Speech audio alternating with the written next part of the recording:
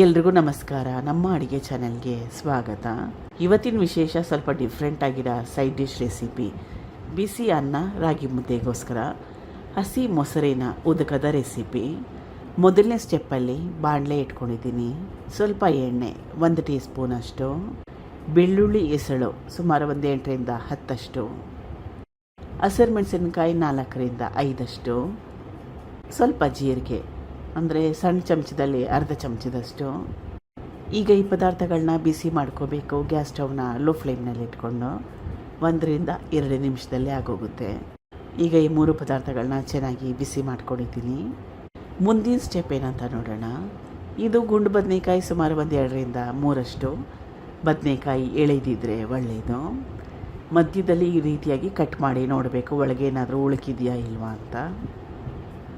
ಇದನ್ನು ಬೆಂಕಿಯಲ್ಲಿ ಸುಟ್ಕೋಬೇಕು. ಹೆಂಚ ಮೇಲೆ ಕೂಡ ಹಾಕ್ಕೊಂಡು ಸುಟ್ಕೋಬೋದು, ಬೆಂಕಿಯಲ್ಲಿ ಸುಡ್ಲಿಕ್ಕೆ ಇಷ್ಟ ಇಲ್ಲ ಅಂದರೆ.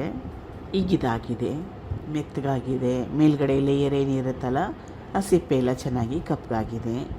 ಹೈ ಫ್ಲೇಮ್ ಬೇಡ. ಹೈ ಫ್ಲೇಮಲ್ಲಿ ಇಟ್ಕೊಂಡ್ರೆ ಏನಾಗೋಗುತ್ತೆ ಅಂದರೆ ಮೇಲ್ಗಡೆ ಎಲ್ಲ ಕಪ್ಪು ಬೇಗ ಆಗೋಗುತ್ತೆ, ಒಳಗಡೆ ಚೆನ್ನಾಗಿ ಬೆಂದಿರೋಲ್ಲ.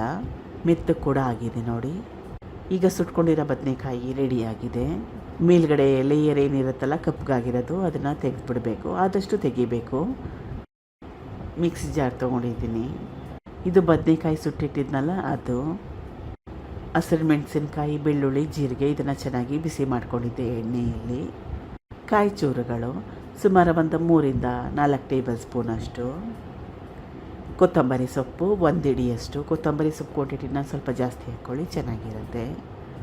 ನೀರು ಹಾಕ್ಕೊಳ್ದೆ ರುಬ್ಕೊಂಡ್ರೂ ಪರವಾಗಿಲ್ಲ, ಅಥವಾ ರುಬ್ಲಿಕ್ಕೆ ಕಷ್ಟ ಆದರೆ ಸ್ವಲ್ಪ ನೀರನ್ನ ಹಾಕ್ಕೋಬೋದು. ರುಬ್ಬಿದ್ದಾಗಿದೆ. 1 ಪಾತ್ರೆ ತೊಗೊಂಡಿದ್ದೀನಿ. ಸುಮಾರು 1 ಅರ್ಧ ಲೀಟ್ರಷ್ಟು ಮೊಸರು. ಹುಳಿ ಬಂದಿದ್ದರೂ ಕೂಡ ಪರವಾಗಿಲ್ಲ. ನೀರಿನ ಕ್ವಾಂಟಿಟಿ ನಿಮ್ಮ ಇಷ್ಟದ ಪ್ರಕಾರ ನೋಡ್ಕೊಳ್ಳಿ. ಕನ್ಸಿಸ್ಟೆನ್ಸಿ ತೆಳುವಾಗಿ ಬೇಕನ್ನಂಗಿದ್ರೆ ಸ್ವಲ್ಪ ನೀರನ್ನ ಜಾಸ್ತಿ ಹಾಕ್ಕೋಬೋದು. ಮೊಸರನ್ನ ಚೆನ್ನಾಗಿ ರೀತಿಯಾಗಿ ಕಡಿಬೇಕು. ಈಗ ಮೊಸರು ರೆಡಿಯಾಗಿದೆ. ರುಬ್ಬಿಟ್ಕೊಂಡಿದ್ನಲ್ಲ ಅದು. ಈಗ ಮೊಸರು ರೆಡಿಯಾಗಿದೆ. ರುಬ್ಬಿಟ್ಕೊಂಡಿದ್ನಲ್ಲ ಅದು ಚೆನ್ನಾಗಿ ಕಲಿಸ್ಕೋಬೇಕು. ಕನ್ಸಿಸ್ಟೆನ್ಸಿ ಫೈನಲ್ ಆದಮೇಲೆ ರುಚಿಗೆ ತಕ್ಕಷ್ಟು ಉಪ್ಪು. ಕೊನೆಯಲ್ಲಿ ಸಣ್ಣದೊಂದು ಒಗ್ಗರಣೆಗೆ ಎಣ್ಣೆ, ಸಾಸಿವೆ, ಜೀರಿಗೆ, ಒಣಮೆಣಸಿನಕಾಯಿ, ಕರಿಬೇವಿನ ಸೊಪ್ಪು, ಸ್ವಲ್ಪ ಹಿಂಗುನ ಉಪಯೋಗ ಮಾಡಿದ್ದೆ. ಬಿಸಿ ಅನ್ನ ರಾಗಿ ಮುದ್ದೆ ಜೊತೆಗೆ ಸಖತ್ ಟೇಸ್ಟಿಯಾಗಿರುತ್ತೆ. ಟ್ರೈ ಮಾಡಿ ನೋಡಿ. ಸ್ವಲ್ಪ ಡಿಫ್ರೆಂಟಾಗಿ ಕೂಡ ಇರುತ್ತೆ. ದಿನ ಬೇಳೆ ಹಾಕಿದ ಸಾರು, ಮಸಾಲೆ ಸಾರು ತಿಂದು ಬೋರ್ ಆಗಿದ್ದಾಗ ಒಂದು ಒಳ್ಳೆಯ ಆಪ್ಷನ್ ಇದು. Thank you for watching. ಧನ್ಯವಾದ.